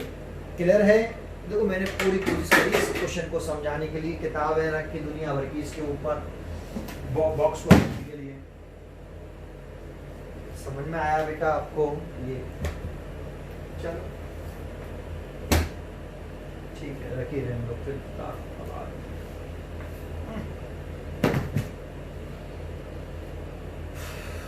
यहां तक आपको ये क्लियर हुआ। चलो नेक्स्ट क्वेश्चन देखते हैं। ठीक है, ये क्वेश्चन अगला देखिए प्रदीप फंडामेंटल का, एक क्वेश्चन नंबर 11 है। क्वेश्चन नंबर 11 प्रदीप बुक का। क्वेश्चन क्या कह रहा है, what are the magnitude and direction of the electric field at centre of the square in figure, और ये फिगर दे रखा है और क्यू की वैल्यू दे रखी है और ए साइड ऑफ क्यू दे रखी है, साइड ऑफ स्क्वायर दे रखा है सॉरी, और सेंटर पर मैग्नीट्यूड पूछ रहा है और डायरेक्शन पूछ रहा है इलेक्ट्रिक फील्ड की। इसमें कितने पॉइंट चार्जेस है 4, तो पॉइंट चार्ज का फॉर्मूला यूज करिए, डायरेक्शन दिखाइए और इलेक्ट्रिक फील्ड इंटेंसिटी इन सभी चार्ज की वजह से अलग अलग निकाल लीजिए पहले और डायरेक्शन दिखा दीजिए। फिर देखते हैं नेट इलेक्ट्रिक फील्ड इंटेंसिटी कैसे निकालते हैं। तो शुरुआत करते हैं यहाँ से शुरू करते हैं। इलेक्ट्रिक फील्ड इंटेंसिटी ये देख लो वो उसमें आ रहा है कि नहीं, आ रहा है, काफी जगह है नीचे। Electric field intensity at a centre O, centre O मान लेते हैं, ये इसको से मिला लेते हैं और इसको भी इससे मिला लेते हैं कॉर्नर को, इसको सेंटर ओ मान लेते हैं। इसी पॉइंट पर इलेक्ट्रिक फील्ड इंटेंसिटी पूछ रहा है। Electric field intensity at centre O due to charge due to Q at A,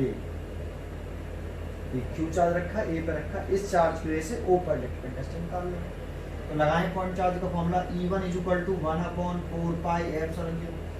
Q charge से निकाल लें तो क्यू आ जाएगा, और क्यू चार्ज की वजह से ओ पॉइंट पे निकाल रहे हैं तो क्यू और ओ के बीच की शॉर्टेस्ट सेपरेशन, तो क्यू ये रहा ए ओ ये रहा, तो इसके बीच की शॉर्टेस्ट सेपरेशन ये रही। ये डिस्टेंस चाहिए। अब ये डिस्टेंस कैसे निकाला है, बड़ा आसान है कि एक स्क्वायर है, इसकी साइड ए है, ये डिस्टेंस ये भी ए होगी, तो ये डिस्टेंस कितनी होगी a√2 ऐसे।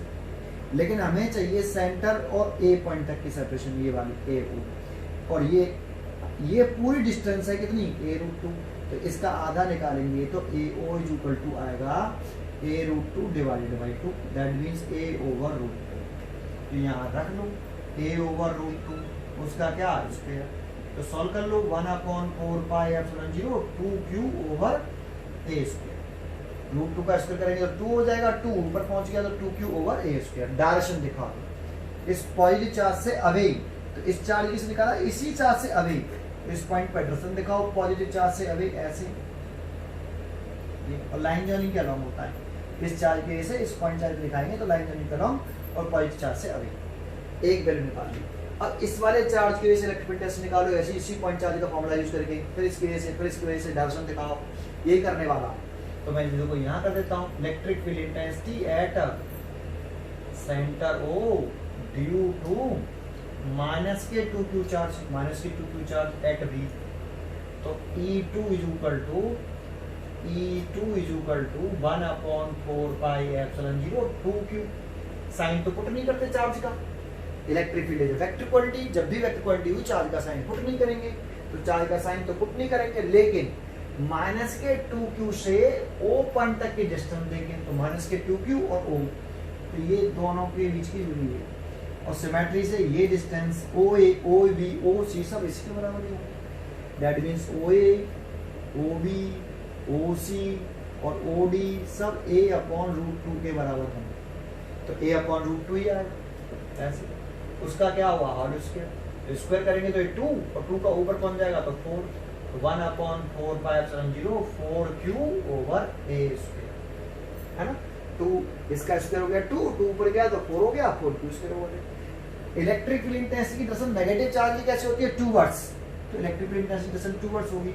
अब जब चेक कर लो E1 बड़ा है या E2, तो E2 बड़ा है, डबल है लगभग इसका, डबल ही है, तो डबल है तो इसको थोड़ा सा बड़ा बनाना, इसकी लंबाई बड़ी बनाना, इसकी लंबाई थोड़ी सी छोटी कर दो, ये E1 है, और ये आ गया 2 वर्ड्स होता है ना नेगेटिव चार्ज के, तो नेगेटिव चार्ज के 2 वर्ड्स, ये आ गया E2, ठीक है। ऐसे ही इस वाले चार्ज की वजह से इस पॉइंट पर इलेक्ट्रिक फील्ड इंटेंसिटी निकाल लो, तो electric field intensity at centre O due to plus K2Q at C E3 equal to 1/4πε0 2q charge, और 2q से O पॉइंट तक की सेपरेशन, दैट मींस ये सेपरेशन तो A√2 ही आएगा, A/√2, और उसका होल स्क्वायर करेंगे तो 2 ऊपर पहुंच जाएगा, तो 1/4πε0 4q/a², है ना। और इसकी देखो इसका मैग्नीट्यूड सेम है, और डायरेक्शन कैसे हुई, इस पॉजिटिव चार्ज से अवे, तो इससे अवे तो ऊपर की तरफ लाइन जॉइनिंग कराओ ऐसे, और ये हो गया आपका E3, ठीक है। एंड ऐसे ही इलेक्ट्रिक फील्ड इंटेंसिटी निकाल लो इस वाले चार्ज की वजह से O पॉइंट पर, एट सेंटर मैं लैंग्वेज लिख देता हूँ इसलिए बड़ा सा दिखता है, -KQ एट D। आप भी जब बोर्ड एग्जामिनेशन में करके आओ लैंग्वेज लिखो, जैसे मालूम पड़े कि आपने किस चार्ज से निकाला है, -Q से O पॉइंट पर, -QO, तो ये सब सुना है, जो कि ये भी A√2 है, उसका होल स्क्वायर, √2 का स्क्वायर करेंगे ऊपर जाएगा 1/4πε0 2q/a², ठीक है भाई। इसकी भी दर्शन दिखा दो, तो -Q चार्ज के कैसे 2 वर्ड्स, देखो E4 और E1 इक्वल है, और -Q चार्ज के 2 वर्ड्स होता है ना, तो ऐसे दिखा दो, ये हो गया E4, है ना, डायरेक्शन 2 वर्ड्स, तो O पॉइंट पर 4 इलेक्ट्रिक फील्ड होगा यार, ठीक है। इस चार्ज की वजह से ये रहा, और इस चार्ज की वजह से ये, और इस चार्ज की वजह से ये वाला, और इस चार्ज की वजह से ये। अब नेट इलेक्ट्रिक फील्ड इंटेंसिटी निकाल लो, तो नेट कैसे निकालें, तो देखो E3 की डायरेक्शन और E1 की डायरेक्शन कैसी है, अपोजिट है, तो इन दोनों का नेट निकाल लेते हैं। E3 में से E1 घटा देंगे ना, डायरेक्शन अपोजिट, तो नेट कैसे निकालते हैं, सब्ट्रैक्ट करके, तो लेट कर लेते हैं हम, लेट E डैश क्या है, इस समय 4 इलेक्ट्रिक फील्ड है यहाँ पे, E1 E2 E3 E4, हम किसका नेट निकाल ले रहे हैं, E3 का और E1 का टोटल इलेक्ट्रिक फील्ड निकाल लेते हैं। E dash net electric field of E1 and E3, बड़ा कौन है, E3 या E1, तो E3 बड़ा है, हमने पहले से ही समझ के लिखा है उसको लंबाई के हिसाब से, तो E3 बड़ा है E1 से, तो E dash is equal to E3 minus E1, तो E3 की वैल्यू देखो ये रही, और E1 की वैल्यू ये रही,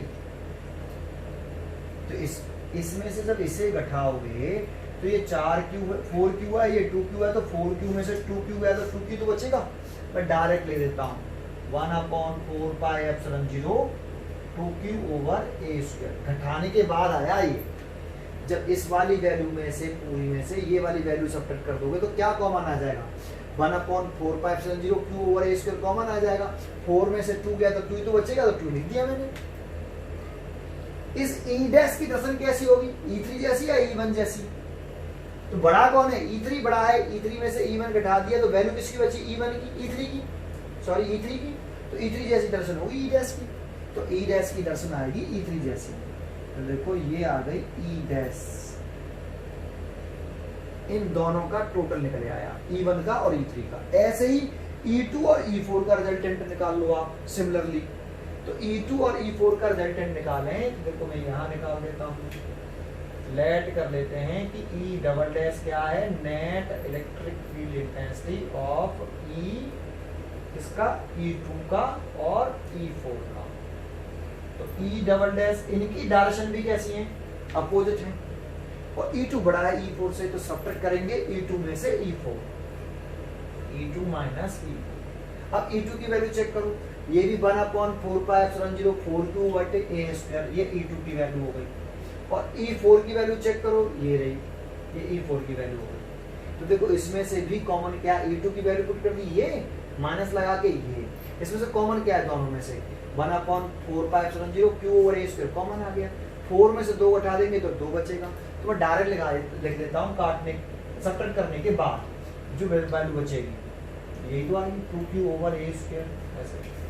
और E डबल डैश की डजन कैसी होगी, E2 जैसी या E4 जैसी, तो E2 जैसी, क्योंकि E2 बड़ा है, तो ये E डबल डैश हो गया। अब बताओ सेंटर O पर कितने इलेक्ट्रिक फील्ड हैं, अब 2 हैं, एक E डैश और एक E डबल डैश। इन दोनों का नेट E3 और E1 का नेट E डैश, और E2 और E4 का नेट E डबल डैश। दो ही तो इलेक्ट्रिक फील्ड बचे, एक E डैश और एक E डबल डैश। अब इन दोनों का नेट निकाल लो, अब इन दोनों का नेट निकाल लो। तो एक बताओ, यहाँ E डैश और E double dash same direction में है नहीं है, अपोजिट डायरेक्शन में नहीं है, किसी एंगल से है। तो कितना एंगल है E डैश और E डबल डैश के बिटवीन, 90 डिग्री, क्योंकि स्क्वायर की डायगोनल एक दूसरे को 90 डिग्री पर क्या करते हैं, इंटरसेक्ट करते हैं। तो हम नेट इलेक्ट्रिक फील्ड इंटेंसिटी निकालें, तो ये लास्ट होगा, net electric field intensity at centre O, यही लास्ट आंसर होगा, रिजल्टेंट आपका फाइनल एट पॉइंट O पर। तो कितना होगा, E फॉर्मूला लगाएंगे, सेम डायरेक्शन होती है इलेक्ट्रिक फील्ड की, तो हम नेट निकालने के लिए ऐड कर देते हैं। अपोजिट डायरेक्शन होती है इलेक्ट्रिक फील्ड की, तो नेट निकालने के लिए हम सब्ट्रैक्ट कर देते हैं। और किसी एंगल से होता है तो नेट निकालने के लिए हम फॉर्मूला लगा देते हैं, ये वाला। किसका रिजल्टेंट निकालना है हमें, E डैश का और E डबल डैश का। तो हमें E डैश का square plus E double dash का square plus 2E dash E double dash cos 90 degree, क्योंकि E डैश और E डबल डैश के बीच में कितना एंगल है, 90 डिग्री है, तो 90 डिग्री दिया। और cos 90 की वैल्यू कितनी होती है, 0। तो ये तो पूरा फैक्टर कितना हो गया, 0। और देखो E डैश की वैल्यू और E डबल डैश की जो वैल्यू है वो इक्वल आ रही है, इक्वल ही तो है। तो हम ऐसे लिख सकते हैं, E बराबर रूट के अंदर 2E डैश का स्क्वायर, ऐसे। ये वाला फैक्टर तो 0 हो गया, और E डबल डैश और E डैश इक्वल, तो इसकी जगह पे भी E डैश लिख दो, E dash plus E dash 2E dash. तो E नेट इलेक्ट्रिक फील्ड आ गया E डैश रूट 2, ऐसे। E डैश की वैल्यू पुट कर दो, E डैश की वैल्यू पुट कर देंगे, अब नेट इलेक्ट्रिक फील्ड इंटेंसिटी की वैल्यू निकल आएगी। समझ में आया आपको, ये समझ में आ रहा है, ठीक है। तो हम इसको मिटाल देते हैं भाई, इतने वाली जगह नहीं है बोर्ड पर, तो इसे मिटाल देते हैं, वैल्यू मिटाल दी। चलो बुक से देख के लिख देंगे कितनी वैल्यू है, क्वेश्चन उठा दिया है ना। अब E की वैल्यू निकालें, तो E equal to E dash की वैल्यू कितनी है, E डैश की वैल्यू पुट करो, E डैश की वैल्यू ये है ना, कितनी है, 1/4πε0 2q/a², और ये √2, ये √2 सब की वैल्यू पुट कर दो। तो इसकी वैल्यू कितनी है हमारी, 9 × 10⁹। और चार्ज की वैल्यू में लिख लेता हूँ किताब से, तो Q की वैल्यू है 1 × 10⁻⁸ 2 और लिखो, 2 × Q की वैल्यू 1 × 10⁻⁸ है ना, -8। ठीक है, वैल्यू पुट कर देते हैं बेटा इसकी। तो ये √2 हो गया, और √2 की वैल्यू हम जानते हैं ना 1.414, और A की वैल्यू रखी है 5 सेंटीमीटर। तो 5 × 10⁻⁻2 उसका होल स्क्वायर, सेंटीमीटर को मीटर में बदलना पड़ेगा। इसे आप सॉल्व कर लीजिए, और सॉल्व करने में जो वैल्यू आई वही नेट इलेक्ट्रिक फील्ड है ना, 1। दूसरा डायरेक्शन और पूछ रहा था, तो यहाँ E डैश और E डबल डैश मैग्नीट्यूड में कैसे थे, E डैश और E डबल डैश मैग्नीट्यूड में सेम थे, और जब ई डैश और ई डबल डैश मैग्नीट्यूड में सेम होते हैं और रिजल्टेंट निकालते हैं ई डैश और ई डबल डैश का, तो रिजल्टेंट ई डैश और ई डबल डैश के बीच में जो एंगल होता है उसके बाइसेक्टर से पास होता है। तो 90 डिग्री के बाइसेक्ट से जाएगा तो ऐसे जाएगा, ऐसे ऐसे, तो इससे कितना एंगल बनाएगा, ये 45 बनाएगा भाई, या फिर इससे भी 45 बनाएगा। तो आप लिख सकते हो कि इलेक्ट्रिक फील्ड की जो डायरेक्शन है वो OA से 45 डिग्री बनाते हुए या फिर OB से 45 डिग्री बनाते हुए जा रही है। क्लियर है, ये डायरेक्शन लिख सकते हो आप। समझ में आया? अब डायरेक्शन में क्या लिख सकते हो, समझ में आया? तो एट 45 डिग्री टू OA या OB, है ना, ये डायरेक्शन लिख सकते हो कि direction of net electric field intensity 45 degree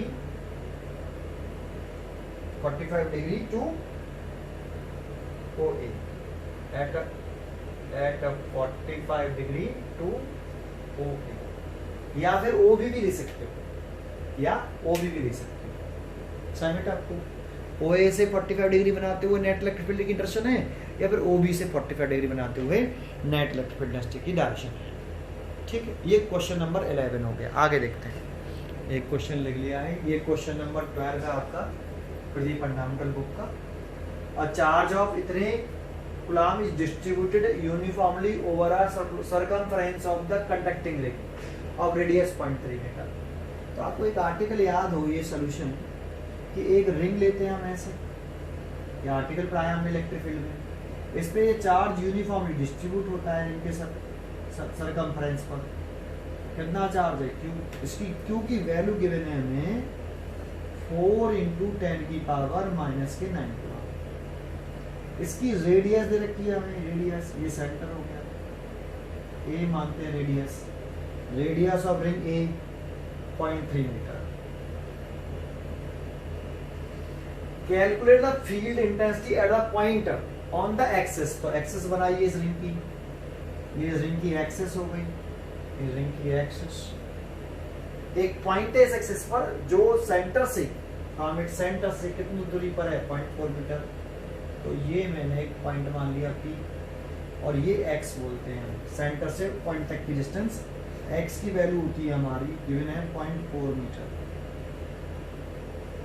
electric field intensity पूछ रहा है इस पॉइंट पर, तो इलेक्ट्रिक फर्स्ट पार्ट है electric field intensity at a point P, और ये पॉइंट P कहाँ है, on the axis of the ring, है ना। तो कितना होता है भाई फॉर्मूला, तो ये रिंग के लिए फॉर्मूला पढ़ाया मैंने, ये 1/4πε0 qx ओवर a² + x² की पावर 3/2। यहाँ पे बस वैल्यू पुट करनी है, P पॉइंट पर इलेक्ट्रिक फील्ड इंटेंसिटी निकल आएगी, तो वैल्यू पुट कर दो भाई। 1/4πε0 की वैल्यू कितनी होती है, 9 × 10 की पावर 9। Q की वैल्यू कितनी दे रखी है, 4 × 10 की पावर -9, और x दे रखा है 0.4 मीटर, 0.4 डिवाइड बाई a की वैल्यू है 0.3, उसका स्क्वायर तो हो गया 0.09। भाई a का स्क्वायर करना है तो 0.3 का स्क्वायर 0.09, और x का स्क्वायर भी है तो 0.16, उसकी पावर 3/2। इसे सॉल्व कर लेते हैं। 9, देखो इससे तो एक कट गया आपका, इधर 9 बचा और इधर ये 4 और ये 0.4, ये 0.4 डिवाइड बाई, इसको ऐड करोगे तो ये 0.25 हो गया, और 10 की पावर 3/2 हो गया। अब बच्चों को ये सॉल्व करना नहीं है तो बड़ा इजी सा है, कुछ नहीं है।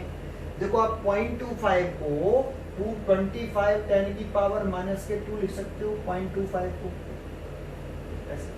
अब इसकी पावर 3/2 है तो इसकी भी पावर 3/2 होगी, तो इस 3/2 का इसको आप सेपरेट कर लो, 25 × 10 की पावर 3 ऐसे, और सॉरी 25 × 10 की पावर -2 पावर 1 ऐसे। और मल्टीप्लाइड बाई 25 इंटू 10 की पावर माइनस के 2 उसकी पावर 1/2। तो 1 और 1/2 ऐड करते हैं तो 3/2 आता है। तो इसका स्क्वायर रूट ले लो, इसको ऐसे लेने दो 25 इंटू 10 की पावर माइनस के 2 इंटू इसका स्क्वायर रूट ले लो, रूट में ना 25 इंटू 10 की पावर माइनस के 2, ये वाला लिख लो, ये तो 25 10 की पावर माइनस के 2 और इसका स्क्वायर रूट आएगा 5 इंटू 10 की पावर माइनस 1। इसका सब मल्टीप्लाई कर लो, आया कि नहीं आया? तो ये हो गया 125, तो ये हो गया 125 और 10 की पावर माइनस के 3 ये हो गया 10 की पावर माइनस के 3। क्लियर है भाई? ये तो सेम टू सेम चला आ रहा है, इसका स्क्वायर रूट लेंगे तो 25 का 5 हो गया और 10 की पावर माइनस के 2 का 10 की पावर माइनस के 1, तो 10 की पावर माइनस के 3 तो ये हो गया, इससे मल्टीप्लाई कर लिया। तो ये नीचे जो वैल्यू आ रही है ये वाली, ये किसके बराबर है? 125 इंटू 10 की पावर माइनस के 3 के बराबर होगी। हो गया सॉल्व नीचे वाला वैल्यू। तो यहाँ आप इलेक्ट्रिकल इंटेंसिटी निकाल सकते हो कि 9 इंटू 4 इंटू 0.4 डिवाइडेड बाई 125 और 10 की पावर माइनस के 3। अभी जो सॉल्व करके न्यूटन पर कूलम में इलेक्ट्रिकल इंटेंसिटी लिख दो एट पॉइंट पी पर। सेकंड पार्ट जो पूछ रहा है इसका, सेकंड पार्ट जो पूछ रहा है कहां पर पूछ रहा है? सेंटर पर, आल्सो एट द सेंटर। तो अगर ये पॉइंट पी सेंटर पे चला जाएगा तो एक्स की वैल्यू कितनी हो जाएगी? ये एक्स क्या है? एक्स का नाम क्या है? सेंटर ओ से पी पॉइंट तक की डिस्टेंस है ये ऐसे। अगर ये पॉइंट पी इधर की तरफ सरकेगा सेंटर की तरफ तो एक्स कम हो चला जा रहा है और सेंटर पर पहुंच के एक्स कितना हो जाएगा? 0। तो एट सेंटर पर एक्स बराबर 0। तो सेंटर पर एक्स बराबर 0, तो इस फॉर्मूले में, इस वाले फॉर्मूले में जब आप यहाँ एक्स बराबर 0 रखोगे तो यहाँ एक्स बराबर 0, तो ये पूरा ही मल्टीप्लाइड में चल रहा है तो एक्स बराबर 0 रखोगे तो इलेक्ट्रिक इंटेंसिटी कितनी आएगी? सेंटर पर 0। ये क्वेश्चन नंबर आपका 12 हो गया आपके बुक का। कुछ समझ में आया? कैलकुलेशन सी है, फॉर्मूला याद होना